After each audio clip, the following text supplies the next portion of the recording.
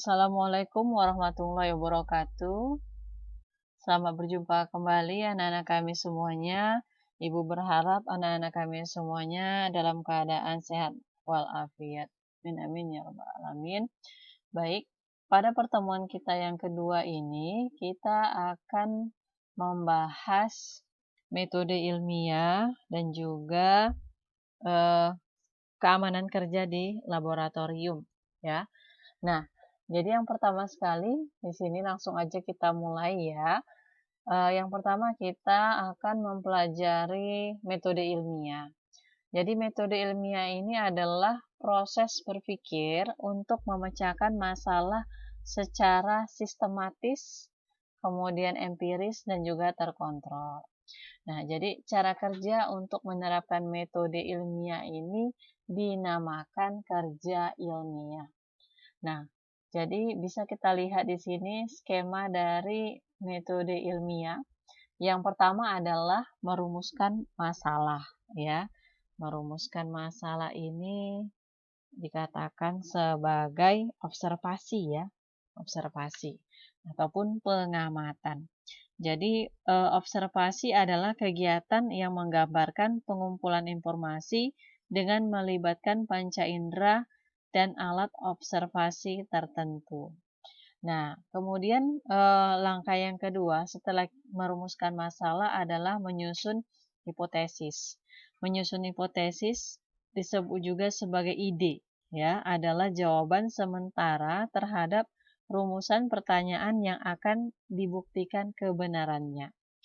Nah, langkah berikutnya adalah melakukan eksperimen ataupun percobaan.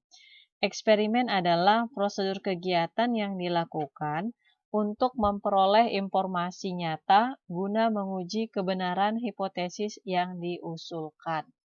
Ya.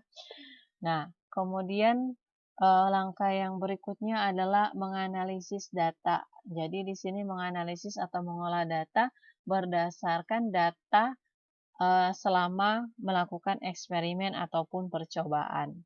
Dan yang terakhir adalah membuat kesimpulan, ya, membuat kesimpulan di sini adalah kesimpulan hasil eksperimen yang menjelaskan kebenaran ataupun kesalahan hipotesis. Nah, supaya anak-anak kami semuanya gampang ya, mudah memahami skema dari metode ilmiah ini, Ibu kasih langsung contoh saja. Nah, contoh yang sederhana itu adalah di dalam kehidupan sehari-hari pasti anak-anak kami pernah melihat besi berkarat ya, perkaratan ya, perkaratan. Perkaratan biasanya logam yang mengalami perkaratan. Nah, contoh paling sederhana tadi adalah besi ya, jadi besi berkarat. Jadi kalau kita mengikuti langkah ataupun skema dari metode ilmiah, maka yang pertama sekali kita lakukan itu adalah melakukan observasi ya, melakukan observasi ataupun mengamatinya. Nah, apa yang kita amati? Yang kita amati adalah bendanya, besinya ya. Jadi kita ambil misalnya besi yang belum berkarat dan kita ambil juga besi yang sudah berkarat. Itu dia ya. Jadi kita amati. Kalau besi yang belum berkarat itu warnanya apa? Ya, warnanya silver. Nah, kemudian kita amati lagi besi yang sudah berkarat itu warnanya apa? Berwarna merah kecoklatan, ya. Nah, setelah kita melakukan observasi, kemudian kita membuat hipotesis, ya. Hipotesis di sini, misalnya besi itu berubah warna. Nah, kenapa dia berubah warna? Karena teroksidasi, ya, atau bereaksi dengan oksigen udara. Nah, setelah itu kita lakukanlah eksperimen, melakukan percobaan. Eksperimen di sini menguji secara kualitatif besi, ya, dengan memberikan perlakuan. Nah, contoh ada 4 besi, ya. Besi yang pertama itu tidak diberi perlakuan apa-apa, ya, dibiarkan begitu saja. Kemudian besi yang kedua diamplas, ya, digosok menggunakan kertas pasir. Kemudian besi yang ketiga ditetesi air, ya. Nah, ditetesi air. Nah, kemudian ada besi yang keempat, diamplas ya, digosok dengan pasir. Setelah diamplas, ditetesi air. Itu dia ya. Nah, baru eh, menganalisis data. Jadi menganalisis data ini mengolah data ya. Waktu yang digunakan untuk apa? Melihat perlakuan-perlakuan yang sudah kita berikan tadi, bagaimana hasilnya? Bagaimana besi yang kedua? Bagaimana besi yang ketiga? Besi yang keempat? Apakah mengalami perkaratan? Apakah sama waktunya mengalami perkaratannya atau tidak? Nah, menganalisis data, ya. Baru kita ambil kesimpulan. Jadi kesimpulan ini kita bisa menyimpulkan bahwasanya kita bisa mengetahui apa-apa saja yang menyebabkan besi berkarat tadi ya. Jadi misalnya di sini yang menyebabkan besi berkarat itu yang pertama adalah karena besi ataupun logam pada umumnya bereaksi dengan oksigen atau istilahnya adalah teroksidasi. Yang kedua, karena besi tadi bereaksi dengan air. Nah, itulah kesimpulan kita ya. Nah, jadi itu yang dikatakan dengan metode ilmiah. Nah, sekarang kita lanjut. Kita lihat mengenai laboratorium kimia.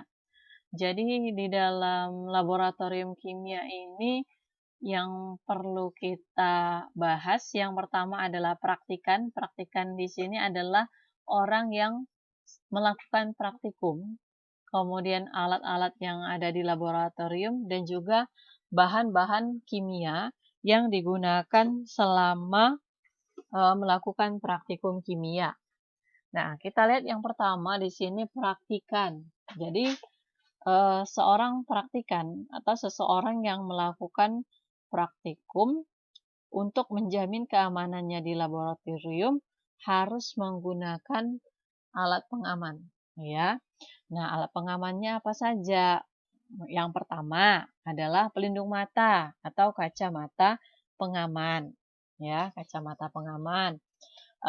Kemudian menggunakan jas laboratorium, ya, menggunakan jas laboratorium. Kemudian ketika memasuki laboratorium kimia, tidak dibenarkan menggunakan sandal ataupun sepatu yang terbuka dan juga sepatu tinggi misalnya, ya. Jadi menggunakan sepatu yang tertutup. Kemudian bagi anak perempuan, kalau yang rambutnya panjang, tidak menggunakan kerudung, jilbab, maka usahakan rambutnya itu diikat, ya, supaya tidak mengganggu selama nanti melakukan percobaan ataupun praktikum. Nah, kemudian tidak menggunakan aksesoris-aksesoris yang bisa mengganggu jalannya praktikum.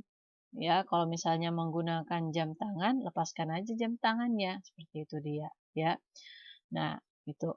Kemudian sikap-sikap yang harus dimiliki oleh seorang praktikan itu juga harus diperhatikan. Nah, apa sikap yang harus dimiliki?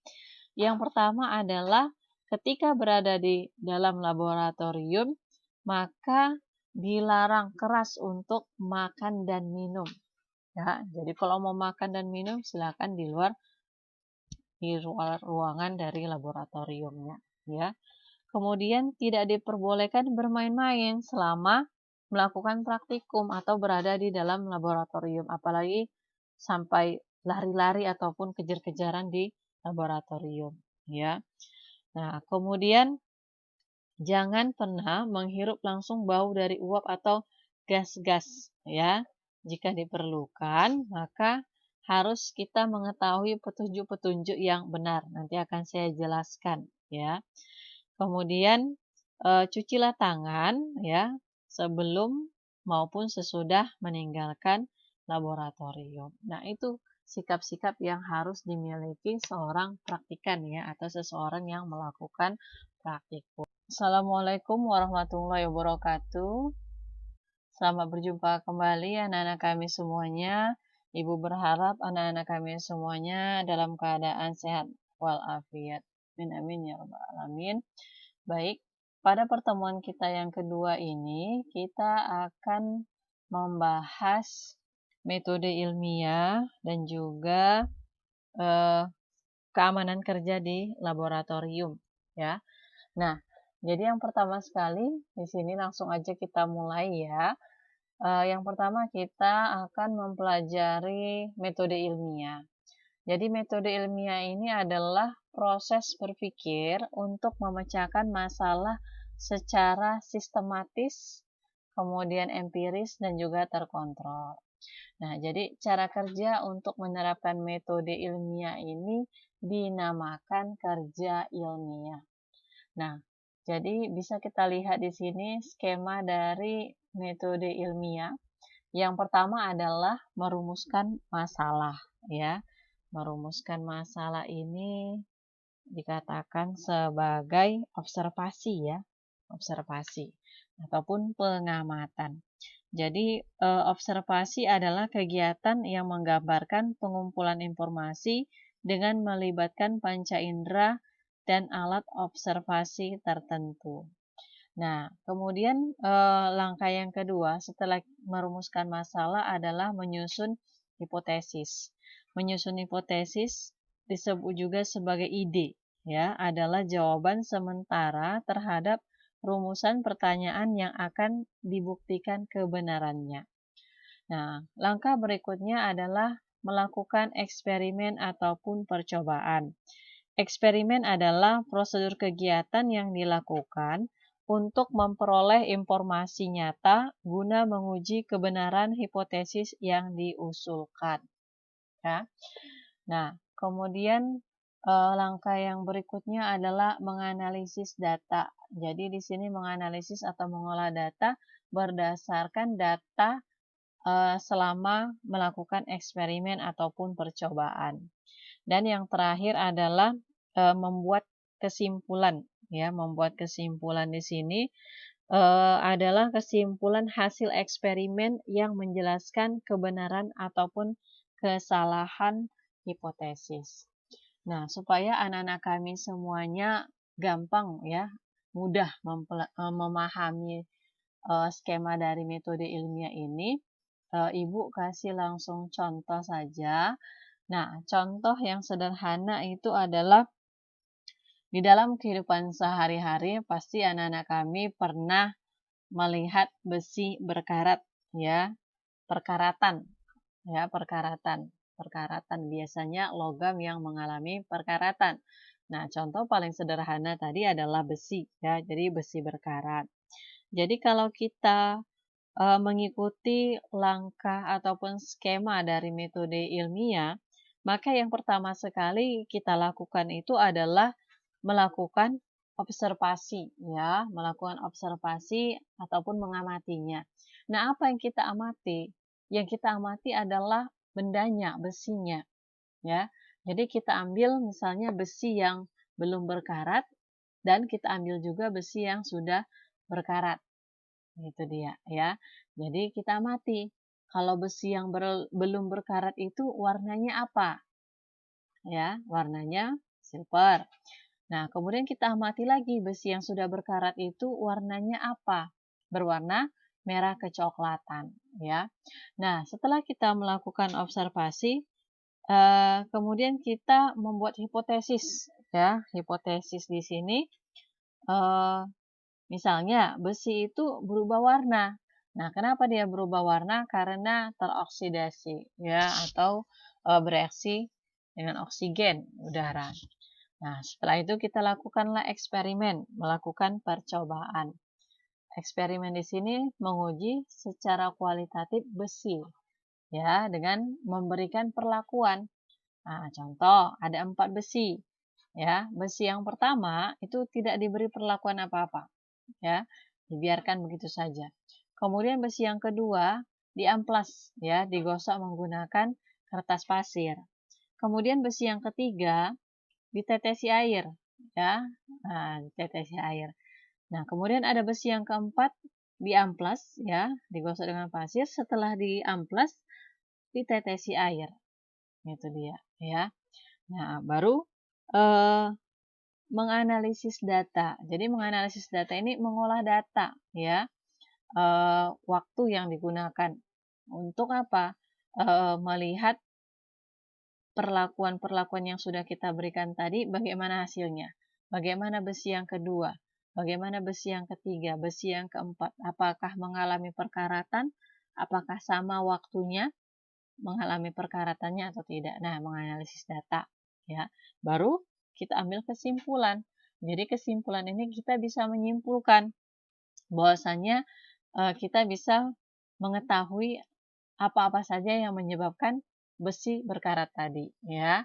Jadi misalnya di sini yang menyebabkan besi berkarat itu yang pertama adalah karena besi ataupun logam pada umumnya bereaksi dengan oksigen atau istilahnya adalah teroksidasi.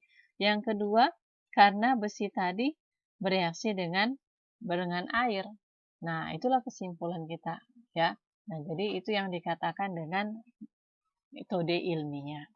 Nah, sekarang kita lanjut. Kita lihat mengenai laboratorium kimia. Jadi, di dalam laboratorium kimia ini yang perlu kita bahas, yang pertama adalah praktikan. Praktikan di sini adalah orang yang melakukan praktikum, kemudian alat-alat yang ada di laboratorium, dan juga bahan-bahan kimia yang digunakan selama melakukan praktikum kimia. Nah, kita lihat yang pertama di sini praktikan. Jadi, seorang praktikan atau seseorang yang melakukan praktikum untuk menjamin keamanannya di laboratorium harus menggunakan alat pengaman, ya. Nah, alat pengamannya apa saja? Yang pertama adalah pelindung mata atau kacamata pengaman, ya, kacamata pengaman. Kemudian menggunakan jas laboratorium, ya, menggunakan jas laboratorium. Kemudian ketika memasuki laboratorium kimia, tidak dibenarkan menggunakan sandal ataupun sepatu yang terbuka dan juga sepatu tinggi misalnya, ya. Jadi menggunakan sepatu yang tertutup. Kemudian bagi anak perempuan, kalau yang rambutnya panjang, tidak menggunakan kerudung, jilbab, maka usahakan rambutnya itu diikat, ya, supaya tidak mengganggu selama nanti melakukan percobaan ataupun praktikum. Nah, kemudian tidak menggunakan aksesoris-aksesoris yang bisa mengganggu jalannya praktikum. Ya, kalau misalnya menggunakan jam tangan, lepaskan aja jam tangannya, seperti itu dia, ya. Nah, itu. Kemudian sikap-sikap yang harus dimiliki oleh seorang praktikan itu juga harus diperhatikan. Nah, apa sikap yang harus dimiliki? Yang pertama adalah ketika berada di dalam laboratorium, maka dilarang keras untuk makan dan minum. Ya, jadi kalau mau makan dan minum silakan di luar ruangan dari laboratoriumnya, ya. Kemudian tidak diperbolehkan bermain-main selama melakukan praktikum atau berada di dalam laboratorium, apalagi sampai lari-lari ataupun kejar-kejaran di laboratorium, ya. Nah, kemudian jangan pernah menghirup langsung bau dari uap atau gas-gas, ya. Jika diperlukan, maka harus kita mengetahui petunjuk-petunjuk yang benar. Nanti akan saya jelaskan, ya. Kemudian cucilah tangan, ya, sebelum maupun sesudah meninggalkan laboratorium. Nah, itu sikap-sikap yang harus dimiliki seorang praktikan, ya, atau seseorang yang melakukan praktikum.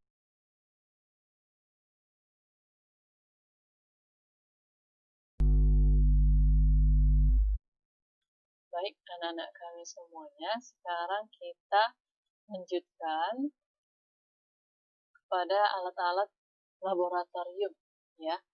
Jadi di sini ada Ibu tampilkan beberapa alat-alat yang ada di laboratorium.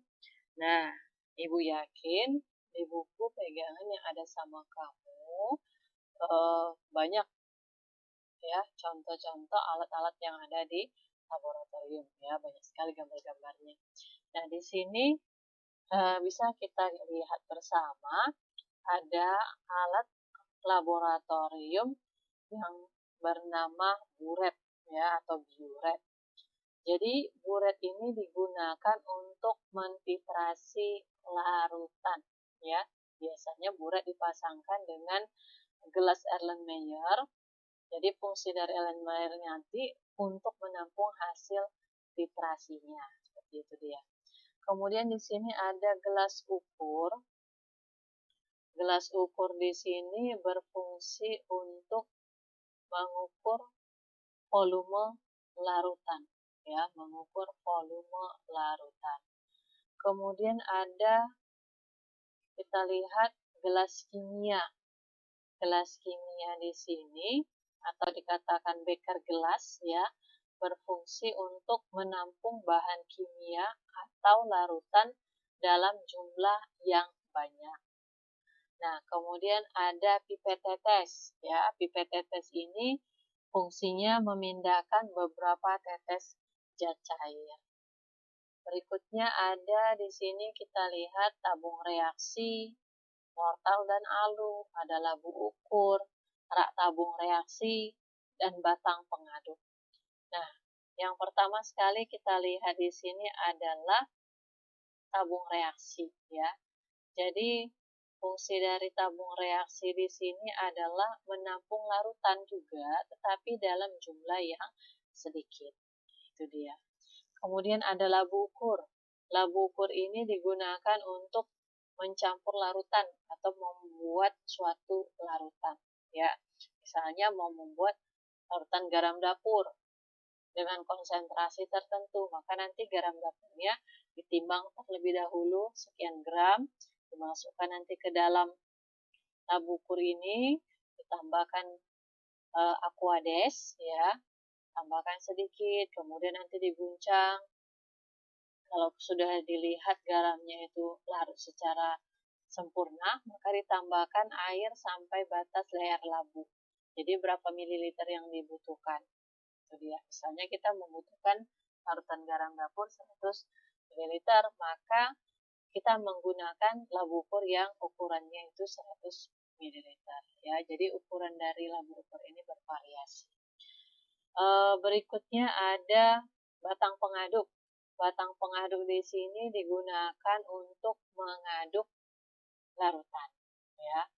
Nah, kemudian ada rak tabung reaksi, digunakan sebagai tempat tabung reaksi karena memang tabung reaksi ini bagian bawahnya atau dasarnya itu dia tidak rata, ya. Jadi tidak bisa hanya diletakkan begitu saja, tetapi harus diletakkan di dalam rak tabung reaksinya. Nah, kemudian di sini ada mortal dan alu. Fungsinya adalah untuk menggerus dan menghaluskan suatu zat, biasanya zat padat, ya. Berikutnya ada gelas Erlenmeyer, kemudian ada pipet ukur, ada bunsen, dan ada neraca analitik, ya. Ini beberapa alat kimia yang ada di laboratorium.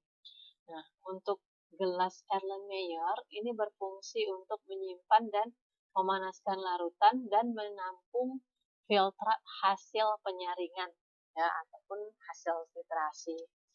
Kemudian pipet ukur di sini berfungsi untuk mengukur volume larutan, ya, dalam jumlah yang sedikit karena memang pipet ukur ini ukurannya atau kapasitasnya itu dia ada yang 5 ml dan ada yang 10 ml. Tuh. Kemudian ada pembakar bunsen, ya. Bunsen di sini digunakan untuk proses pembakaran. Kemudian ada neraca analitik, ini digunakan untuk mengukur atau menimbang zat, ya, sesuai dengan yang dibutuhkan. Nah, itulah beberapa alat-alat kimia yang ada di laboratorium. Nah, kemudian juga anak-anak kami harus mengetahui bagaimana karakteristik dari bahan-bahan kimia. Jadi ketika menggunakan bahan ataupun zat kimia, maka kita harus melihat label yang tertera pada botol zat tersebut, ya. Nah, bisa kita lihat di sini label ataupun lambangnya. Kalau dia seperti ini, seperti ada ledakan ya. Nah, berarti zat kimianya itu sifatnya mudah meledak ya.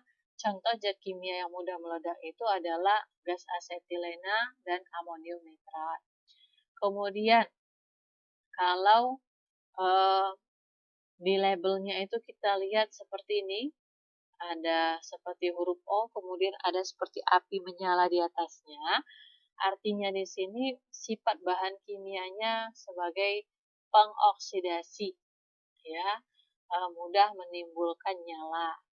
Contohnya di sini adalah aseton, ya, kemudian ada asam sulfat. Berikutnya di sini ada lambang, kelihatan ya, ini lambang untuk bahan kimia yang bersifat karsinogenik, ya, atau bisa menyebabkan timbulnya sel-sel kanker. Contohnya apa? Benzena, ya, dan juga asbes. Itu dia. Nah, berikutnya di sini ada lambang api yang menyala ya. Itu artinya sifat bahan kimianya itu mudah terbakar.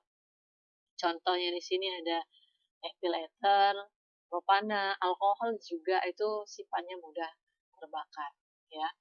Kemudian ada gambar tengkorak seperti ini. Ini artinya sifat bahan kimianya mudah beracun, ya, toksik. Nah, contohnya di sini adalah merkuri, kemudian ada gas klorin. Nah, kemudian di sini ada tanda tangan, ada tertetesin dengan suatu zat, artinya dia bersifat korosif, mudah berkarat, ya. Contohnya adalah asam asetat, kemudian ada contoh lain aluminium klorida. Nah, mungkin anak-anak kami masih bingung ini apa gitu ya. Nanti akan kita bahas lebih lanjut tentang zat-zat kimia ini. Kemudian tanda silang yang terakhir ini artinya sifat bahan kimianya itu mudah menyebabkan iritasi. Contohnya amonia dan juga belerang dioksida. Nah, jadi itulah mengenai pengenalan di laboratorium. Kiranya ketika kita memasuki laboratorium, kita harus memperhatikan hal-hal tersebut supaya kita bisa melakukan praktikum dengan baik dan benar. Mungkin itu aja. Saya sudahi dengan billahi taufiq wal hidayah. Assalamualaikum warahmatullahi wabarakatuh. Sampai berjumpa di pertemuan berikutnya.